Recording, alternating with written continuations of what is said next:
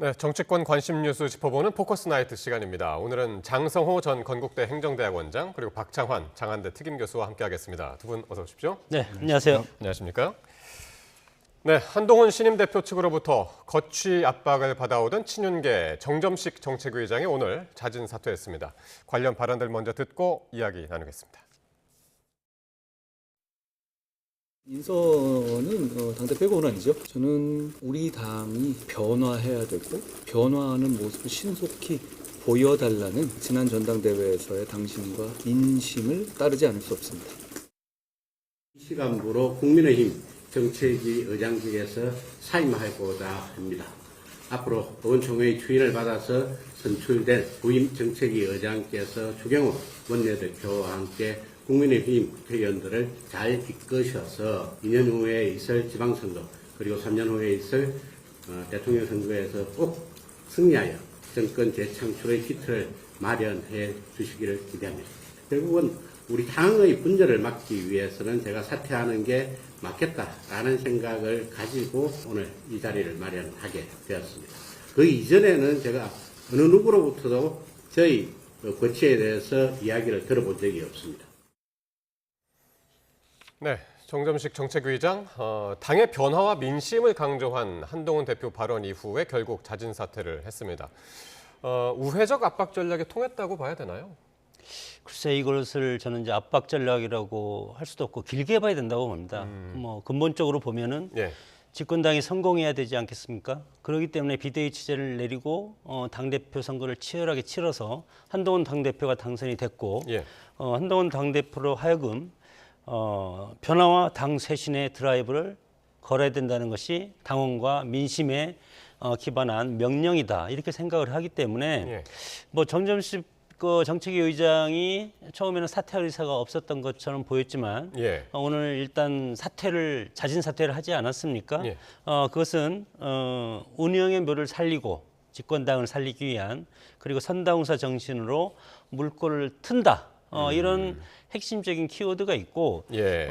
물론 관행이라든가 상식으로 보면은 새술은 새부대에 담는다 이런 말들도 있고 예. 그러면 통상적으로는 다 일괄 사퇴 그런 것이 이제 옳다고 생각이 들지만 이 정책위 의장은 사실은 원내대표와 대표가 협의를 해서 그리고 의원총회에서 추인을 하고 예. 그 다음에 당 대표가 임명하는 절차를 거치기 때문에 절차가 있는 겁니다, 사실. 예. 그래서 정점식 정책위 의장이 오늘 사퇴를 하지 않았다면 어허. 이것이 한참 갈 수밖에 없고 그렇기 때문에 뭐 좀 전에 제가 말씀드렸지만 선당후사 정신도 있고 그리고 최근에 그 청와대에서 대통령과 만난 이후에 예. 저녁에 예. 추경호 원내대표, 정진석 비서실장, 송철 정무수석이 한동훈 대표와 만나서 네.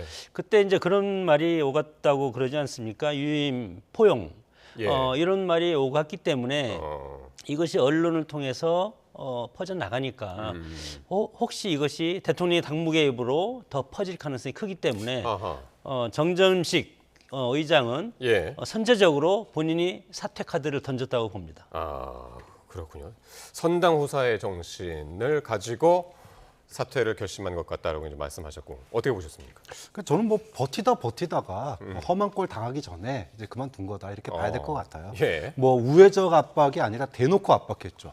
안 물러나니까 신임 사무총장이 일괄 사퇴하는 게 당연한 거 아니냐 이런 식으로 사실은 얘기한 건 네. 거의 대놓고 물러나라는 얘기였어요. 우회적이 아니었다. 네. 그리고 이미 정점식 그 정책위장이 저는 이게 개인적인 결정이 아니라고 봅니다. 물론 최종 결정을 본인이 했는지는 모르지만 이게 그 바로 당대표가 새로 뽑히고 난 다음에 바로 사퇴를 했다면은 개인적 결정이 맞지만 예. 지금까지 버텼잖아요. 버틴 이유는 딱 하나예요. 친윤계나 용산이 어떻게 생각하는지. 아하. 지금 이 갈등이라고 하는 게 인사권 논란이 정책위 의장이 지금 소위 말해서 친한계가 지도부의 과반을 차지하느냐 못하느냐 이게 핵심 변수 아닙니까? 네. 그런데 그것을 버티지 않고 있었다라고 하는 것은 친윤계나 용산의 시그널이 뭔지를 갖다가 스스로가 정치적으로 판단을 한 거예요. 그래서 버텼는데 상황이 이제 이렇게 가다가는 총선에서는 국민들한테 외면당해, 전당대회에서는 당원들한테 외면당해. 예. 만약에 이것이 의총까지 갔다. 그리고 의총에 갔을 때 과연 당대표의 뜻을 거스르면서 정정식 의장을 계속 유임시킬까요? 결국은 한동훈 대표가 원하는 정책위의장으로 바뀔 수밖에 없거든요. 예. 그렇게 되면은 심지어 의총마저도 용산에 등을 돌리는 결과가 나오게 돼요. 예. 이런 사태를 막기 위해서 결국은 사퇴를 할 수밖에 없었다. 이렇게 보는 게 맞겠죠. 알겠습니다. 일단 정점식 위원장의 본인의 뜻이 아니었던 것 같다라고 지금 말씀하셨는데 그래서 네. 지난번에 이제 아까도 말씀하셨습니다만은 윤 대통령하고 네. 한동훈 대표의 회동 그때 말했던 윤 대통령의 이야기가 지금 다시 재조명되고 있는데 당직 개편 알아서 하시라 그 얘기를 하면서도 뭐라고 했냐면 정치는 이제 사람이 중요한데 네. 폭넓게 포용하는 게 중요하다 이렇게 얘기를 해서 이게 어디에 방점이 있느냐 이걸 두고도 상당히 논란이었습니다. 어차피 한동훈 대표와 윤석열 대통령은 한 몸입니다. 한쪽이 실패하면 다 실패하게 돼 있습니다. 그렇기 때문에 여러 가지 상황으로 보면은 한동훈 대표가 잘 되고 당을 잘 이끌는다는 것은 당을 하나로 뭉치는 작업이 필요하지 않습니까? 예. 그런 것이 이제 통합이라는 건데 당내 통합이 상당히 중요한데 만약에 누구를 내친다 그러면 그때부터 이미 적은 아니지만 반대쪽으로 돌아설 가능성이 상당히 크지 않습니까? 그런 상황에서 당이 여러 가지 어그러지는 그런 모습을 보이면 대통령으로서도 국민의힘이 단일 대우로 가지 않으면 앞으로 탄핵 정국 계속 있지 않겠습니까? 예, 예. 탄핵 정국이라든가 아니면 뭐 입법해가지고 다시 거부권 정국 계속 있을 가능성이 큰데 재의결할 때 이탈표가 나올 가능성이 상당히 크기 때문에 한동훈 대표한테는 대통령으로서는 당이 분열되지 않고 하나로 갔으면 좋겠다. 예. 이런 것이지 여기에 예. 정점식 의원을 계속 정책위원장으로 해라. 그런 뜻은 저는 아니라고 봅니다. 그리고 한동훈 대표도 마찬가지로 예. 당대표를 통해서 변화와 당정 쇄신을 이끌어 가려면 최고의 안정이 필요하지 않습니까? 최고의 안정이라는 것은 9명 중에서 5명 정도 예. 과반을 넘어야만이 최고위가 여러 가지 당대표 뜻대로 가서 일사천리로 갈 가능성이 좀 있는데 예, 예. 그렇지 않고 지금 구도로 가면은 예. 그야말로 4대5 이렇게 되면 최고위가 안정성이 없기 때문에 네. 당대표 역할을 하지도 못하고 한동훈 대표도 상당히 지금 앞으로 1년 동안 국민의힘을 정말 반듯한 보수정당으로 또 세워놓고 경쟁 있는 정당 그리고 민주당한테 우위에 있는 그런 정당의 어떤 색깔과 모양을 만들어야 될 그런 네. 임무가 있기 때문에 예. 상당히 지금 조급한데 조급함에도 불구하고 최고위에서 안정성이 흐트러지고 불안정하다면 대표가 매일 초구에 가서 대표가 시달리지 않겠습니까? 이런 것도 속내가 있기 때문에 네. 대통령이 얘기하는 여러 가지 당내 안정, 예. 포용 이런 예. 것과 한동훈 대표가 얘기한 최고의 안정 이것은 좀 결이 다르지만 그럼에도 불구하고 양쪽 포스터가 다 성공하기 위한 최선의 방법이라든가 아하. 퍼즐이 양쪽 다 안정화시키는 거라고 봅니다. 그러니까 누가 정책위의장을 하든 간에 네. 당이 안정되는 것이 중요하고 대통령 최고위가- 입장에서는 당이 예. 안정돼야 된다고 봅니다. 최고위 구성이 뭐 5대 4든 4대 5든 그것보다는 안정된 게 중요했을 것 같다. 하지만 네. 한동훈 대표 입장에서는 최고위에서 9명 중에서 5명이 한동훈 대표 소위 말해서 친한으로 네. 자리매김돼야만이 네. 당을 안정적으로 끌어갈 수가 있다. 그러니까 약간 결이 다른 안정이라고 봅니다. 예. 박 교수님. 예. 대통령이 면전에다 대고 신임 당대표한테 당대표 마음대로 인사하지 마세요 이런 말 할 수 있습니까? 당연히 마음대로 하라 그러죠. 근데 문제는 그 다음에 한 말이에요. 폭넓게 포용하는 게 중요하다. 네. 근데 이 말이 딱 걸릴 수밖에 없습니다. 당시에 국민의힘 내부에서 소위 말해서 당대표의 인사권을 둘러싸고 친윤계에서 탕평 요구를 했어요. 탕평이라는 게 뭡니까? 결국은 용산과 친윤계와 각세우지 않게 해라. 그러려면 정책위 의장을 유임하는 게 좋다. 이거잖아요. 네. 결국은 대통령이 포용 얘기를 한 거는 당내 친윤계에서 주장했던 탕평 인사, 유임 여기다 무게를 실은 거죠. 누가 보더라도 유임에 무게를 실은 거고 예. 한동훈 대표가 나와서 그 회동 끝나고 나와가지고 예.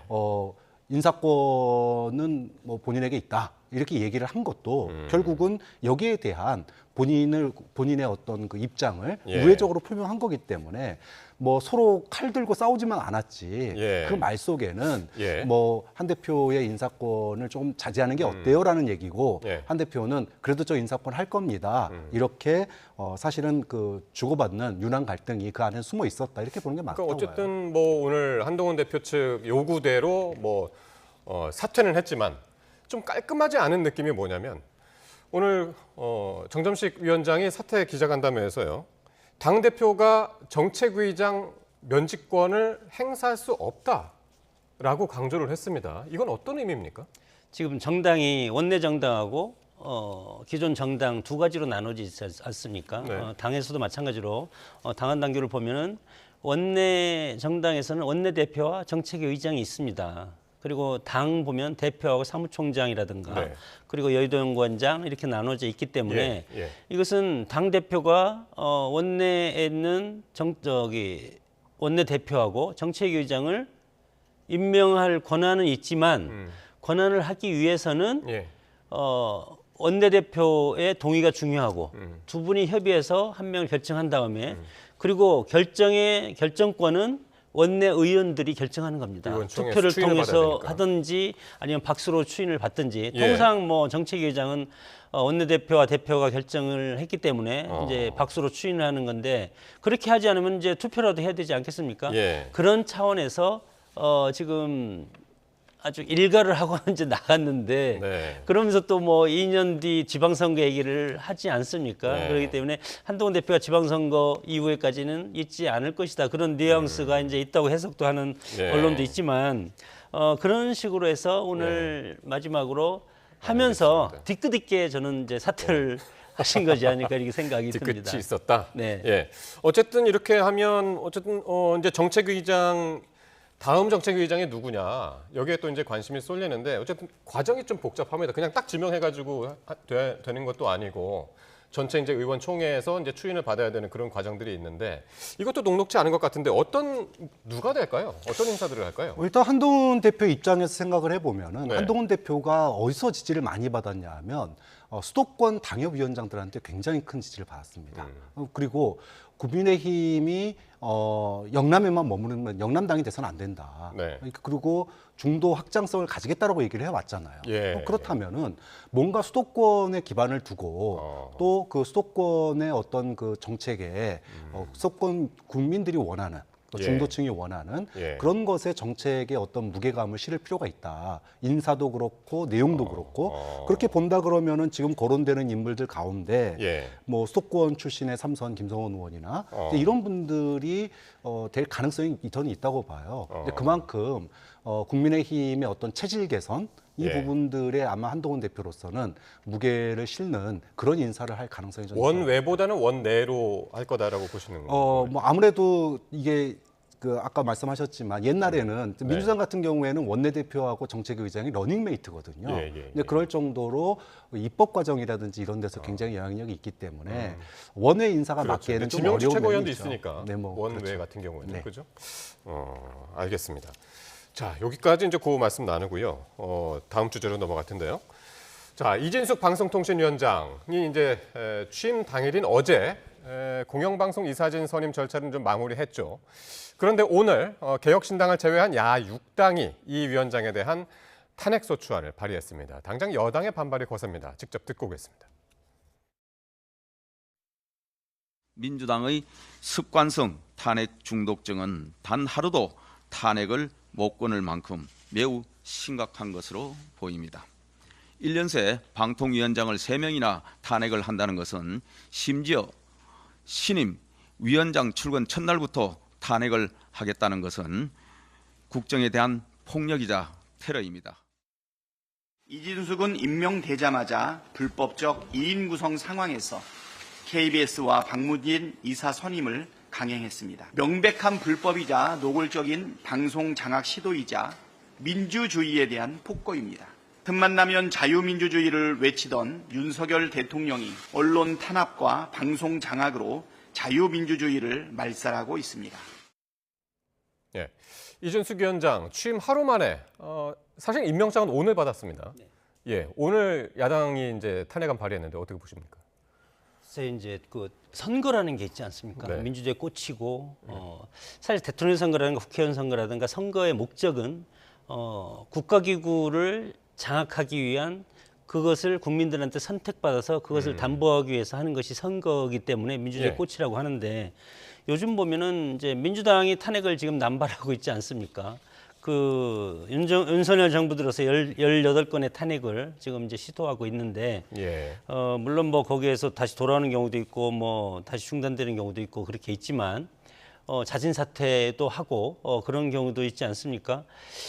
국민에 부여해둔 그런 어떤 절대 다수 의석을 탄핵이라는 국가기구를 장악하는 예.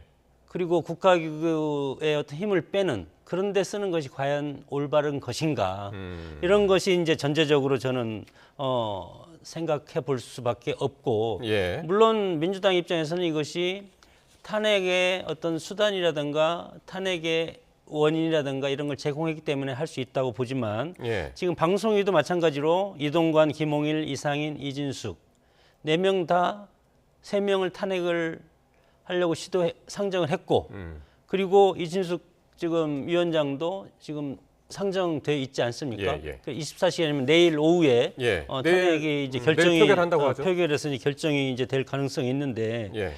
과연 뭐 물론 탄핵이라는 것은 그 직무수행 중 행한 법과 절차를 위반한 것이 명확해야 되는데 네네네네. 뭐 이진숙 위원장 같은 경우는 지금 하루밖에 안 됐는데 알겠습니다. 하루가 됐는데 2인으로 결정해서 예. 여러 가지 그 이사 교체했다고 해서 예. 그리고 과거에 법화 쓴 것이 이거에 해당될지도 모르겠지만 이렇게 해서 탄핵을 바로 발의해서 결단을 한다는 것이 예. 저는 정말 시대차별적이고 예. 민주당이 한 번 더 생각을 해봐야 되고 나중에 민의의 심판을 받을 가능성도 있다고 봅니다. 알겠습니다. 근데 민주당에서는 지금 이 탄핵뿐만이 아니라 국정조사도 검토한다는 거잖아요. 근데 이제 공영방송 이사 선임은 어제로 이제 끝났고 이게 되돌릴 수 없는 상황 아닙니까? 그거는 어떤 의미로 봐야 될까요? 국정조사도 같이 한다는 거는? 일단은 윤석열 대통령이 그동안의 특검이나 또는 이제 법안에 대해서 거부권을 행사할 때 네. 여당이 동의하지 않았다. 이걸 근거로 해가지고 그동안에 거부권을 행사했지 않습니까? 네네. 근데 인사에서는 야당, 뭐 민주당뿐만이 아니라 모든 야당이 이 사람은 안 된다라고 얘기를 하는데 임명을 강행을 해요. 참 앞뒤가 안 맞는다라는 생각이 들고 예. 지금 이 그동안의 논란 중에 여러 가지 논란이 있었지만 2인 체제가 과연 맞는 거냐 예. 이런 논란도 있었고 하다못해 학교 법인도요 인사하려면은 이사회 열고 이사회 열려면 일주일 전에 공지하고 그래야 되는데 네. 지금 중요한 인사를 하는 데 있어서 어떠한 사전 공지도 없이 마치 군사 작전하듯이 지금 저기 인사를 지금 하고 있는 상황이거든요. 예. 그럼 결국은 뭐 방송의 공정성이나 뭐 이런 거는 완전히 뒷전이고 뭐 공영방송 장악에만 몰두된 거 아니냐. 예. 그럼 지금 법으로 할 수 있는 민주당이나 야당이 할 수 있는 거는 예. 일단 탄핵하는 거하고 예. 그다음에 탄핵으로 되돌릴 수가 없으니까 국민들에게 호소할 수밖에 없죠. 그래서 국민들에게 호소하려면 지금 벌어지고 있는 방송 장악 과정에서 벌어지고 있는 여러 가지 문제들을 가지고 예. 국민들 앞에 소위 국정조사를 통해서 국민들의 공감대를 이끌어낼 수밖에 없는 거예요. 그러니까 네. 결국은 대통령이 국민의 대표인 국회의 어떤 의사를 존중하지 않으면 예. 국민들에게 호소할 수밖에 없지 않습니까? 야당으로서는 국정조사를 통해서 현재 벌어지고 있는 방송 장악의 여러 가지 문제점들을 예. 소위 공론화를 통해서 압박을 하겠다 이렇게 갈 수밖에 없는 거죠. 그러니까 지금 민주당에서 얘기하고 있는 탄핵 사유가 뭐 여러 가지가 있습니다만 특히 이제 가장 대표적으로 2인 체제 하에서 의결을 강행했다. 편법 운영이죠. 네, 이게 이제 방통위 설치법이 위반된다. 이렇게 얘기하고 있는데 이게 어떻게 보시나요? 뭐 법카 대전 MBC 사장 시절에 법카 편법 운영, 네. 그다음에 방송인 체제 편법 운영 두 가지가 있지 않습니까? 예. 근데 민주당도 이렇게 했고 그리고 과거에 헌법재판소에서 2인 운영을 해서 승소한 게 수신료 분리징수 있지 않습니까? 이것도 헌재에 올라갔는데 2명이 결정했습니다. 예. 이것이 합헌이라고 이미 결정이 나 있기 때문에 예. 저는 이것은 해당이 안 되는 걸 알면서도 지금 이것을 탄핵 사유로 올렸고 예. 그리고 또 노무현 대통령 2003년인가요? 2004년 노무현 대통령 탄핵 때 헌재에서 탄핵 기준을 마련을 해놨습니다. 네. 근데 이것은 아니 하루밖에 안 됐는데 예. 그냥 탄핵을 그 2인 운영해서 법을 만들었다. 아니 이사를 해서 뭐 편법으로 이것을 운영을 했다. 네. 그것은 이미 헌재에서 이미 지난번 수신료 분리징수에서 합헌으로 예. 나왔기 때문에 예. 아무 하자가 없는 것이고 예. 그렇기 때문에 지금 이진숙 위원장도 마찬가지로 내일 탄핵을 받고 헌재에서 정당하게 다퉈서 다시 돌아오겠다 그런 취지로 읽힙니다. 예. 그러니까 지금 말씀하신 대로 이진숙 위원장이 다른 앞선 위원장들처럼 이제 바로 사퇴를 하는 것이 아니라 그러면은 한번 헌재의 결정을 한번 받아보겠다. 이제 지금 기다릴 것 같은 그런 분위기거든요. 네. 어떻게 보십니까? 지금 말씀하신 대로 탄핵 요건이라는 건 굉장히 까다롭게 지금 보고 있는데, 네, 가능성 어떻게 보시나요? 좀 민주당에서는 수신료 분리징수 건과는 좀 다른 사안이다. 왜냐하면 이거 이제 인사 문제잖아요. 근데 5인 체제 협의기구가 네. 2인으로 운영된다는 게 자체가 그리고 그 과정에서 지금 그 관련 서류를 1인 체제에서 했습니다. 이 준비 사항들이 오늘 그러니까 2인 체제가 될 수 있었던 거는 그 전에 1인 체제에서 서류 준비를 해놨기 때문이잖아요. 예. 그러니까 아니 어느 기구가 도대체 예. 1인 체제 하에서 준비 과정 다 해놓고 이 임명하자마자 예. 인사를 행한 거잖아요. 그런 점에 있어서 절차상의 하자가 분명히 있다라는 게 지금 야당의 주장이에요. 그런 예. 점에서 헌재 가더라도 이게 이제 인용될 가능성이 굉장히 높다. 이렇게 민주당에서는 보고 있는 것 같고 예. 그래서 아마 이진숙 위원장이 버티더라도 네. 탄핵 가서 그리고 탄핵까지 이끌어내겠다. 이게 예. 지금 현재 야당의 입장인 것 같습니다. 예, 알겠습니다. 그리고 이제 오늘 국회 본회의에서는 또 전국민 25만 원 지원법 이게 이제 상정이 됐고 곧바로 여기에 대해서 또 이제 여당에서는 필리버스터 돌입했고 내일은 또 노란봉투법. 네. 예. 이것도 이제 상정하면 또 필리버스터를 하겠다는 거잖아요. 뭐 예. 계속 반복이 됩니다. 예, 계속 반복이 되고 이미 네. 노란봉투법은 지난 국회에서도 됐다가 다시 제2에서 부결돼 가지고 이미 폐기된 대통령이 하는 걸 거부권 행사했었죠. 또 다시 지금 내세운 것 아니겠습니까? 지난 총선 때 전 국민 25만 원 네. 이걸 각 선거구마다 다 붙여가지고 사실 민주당이 상당히 뭐 이런 거에서 이제 좀 강한 면모를 이제 보이고 있는데 예. 보수 정당인 국민의힘 같은 경우는 선별적 복지 그리고 민주당은 절대적인 전체적인 그런 복지를 네. 이제 추진하는 거기 때문에 상당히 차이가 있습니다. 그래서 민주당은 이재명 대표의 어떤 기본소득 에다가 전국민 복지 카드로 지금 계속 이거에 대해서 핸들링을 하고 있는 그런 추세고 그리고 집권당이라든가 집권 정당 같은 경우는 나라의 곳간을 생각해야 되지 않겠습니까? 그리고 윤석열 정부가 지난 문재인 정부로부터 이어받으면서 상당히 예. 재정적인 적자가 상당히 많은 상태에서 인수를 했기 때문에 윤석열 정부가 첫 일성이 국가 재정을 건전 재정을 확립하겠다. 건전 재정을 확립한다는 것은 돈을 뿌리지 않겠다는 겁니다. 긴축 재정을 해서 예. 왜냐하면 과거에 그 제1차 재정지원금이 2020년 5월에 지급했는데 물론 그때는 코로나19 때문에 그때 14조가 풀리지 않았습니까? 예. 그 14조가 풀린 것이 상당히 인플레이션화 돼가지고 여러 가지 물가라든가 이런 데 상당히 비상이 걸려서 현재까지 네. 내려오고 있기 때문에 윤석열 정부가 상당히 이거에 대해서 고통을 받고 있고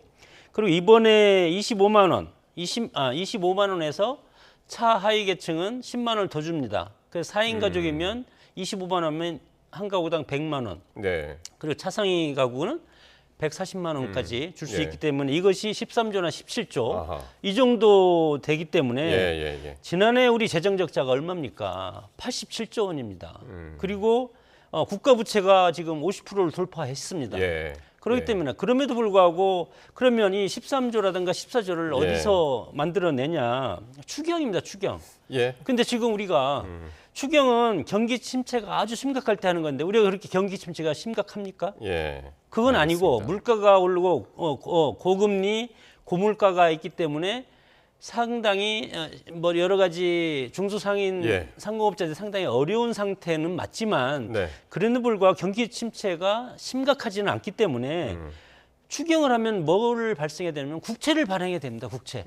국채를 발행하는 것은 그거 다 우리 후손들한테 빚을 물려주는 것 아니겠습니까? 그러니까 요런 이야기들이 예. 사실 본회의에 올라가기 전에 상임위에서 이런 이야기들이 논의가 되고 이걸 맞추어서 가야 되는데 그런 과정들이 생략되거나 아예 무시되거나 이제 요런 것 때문에 이제 여당에서는 그거를 지금 상당히 달가워하지 않고 이렇게 이제 투쟁 형식으로 가는 거 아니에요? 아니 그게 지난 여야가 지금? 총선 때 네. 역대 총선 보면 네. 과거에 13대, 14, 15대 총선을 보면 여당이 한 140석, 야당이 135석, 130석.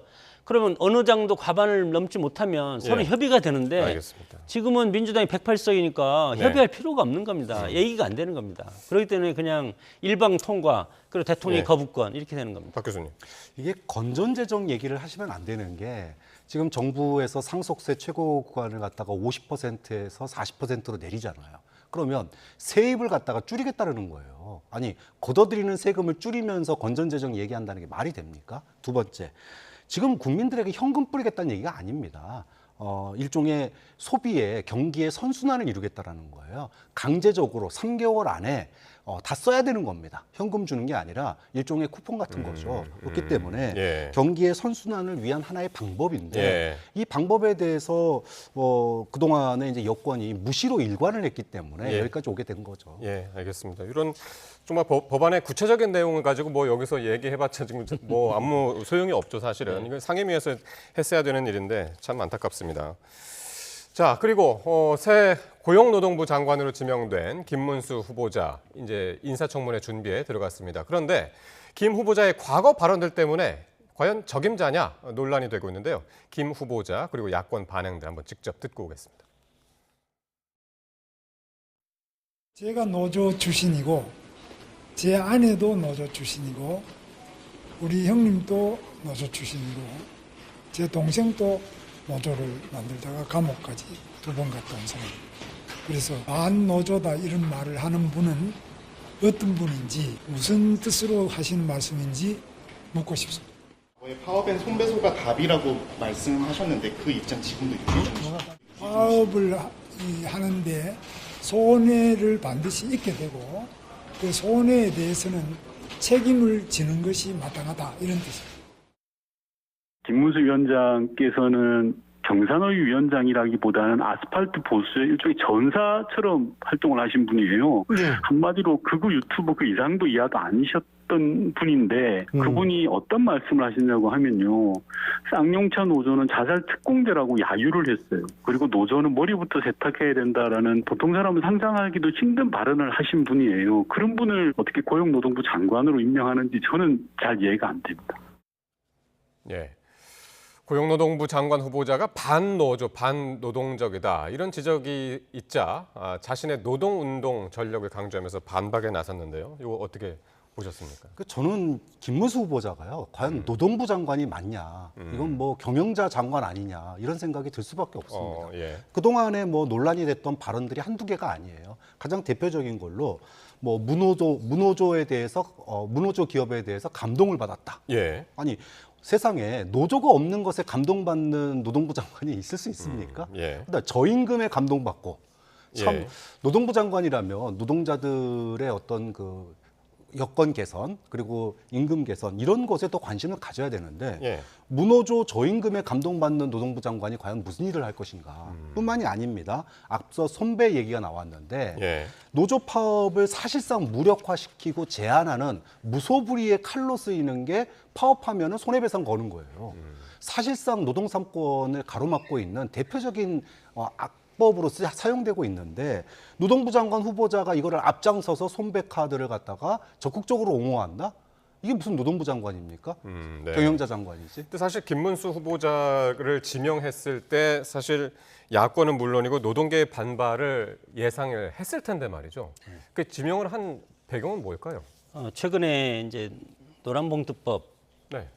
위시한 여러 가지 노동계 현안이 많지 않습니까? 네. 그래서 이 현안을 과거에 이제 저 화면에도 나왔지만 20, 30대 노동 현장에서 근무한 어느 뼛속부터 이제 노동자 인식이 있다고 이제 보는 건데 그걸 예. 성장하면서 뭐 정계민문하고 민자당 입당해서 국회의원 3번, 경기도지사 2번 뭐 이런 걸 하면서도 네. 또 뭐 정광훈 목사 손잡고 자유통일당 창당, 과거문 태극기 이런 뭐 이념적으로 네. 과거에 20, 30대 했던 그런 이념의 틀과 반대적인 그런 모습으로 성장하면서 이제 왔기 때문에 네. 이런 사상적인 스펙트럼으로 재단에서 이 노동부 장관 김문수, 인간 김문수에 대한 예. 장관의 자격을 우리가 폄하해서는 안 된다. 저는 그렇게 생각이 들고 네. 지금 뭐 노란봉투법을 지금 민주당이 계속 이것을 다시 통과를 시키고 네. 대통령이 또 다시 이제 제2요구를 할 가능성이 크지 않습니까? 예. 이런 상황에서 이거에 대해서 경제사회노동위원회 위원장도 지금까지 했고 예. 그리고 현 정부의 노동정책과 칼라가 맞다고 대통령은 인식을 하는 겁니다. 네.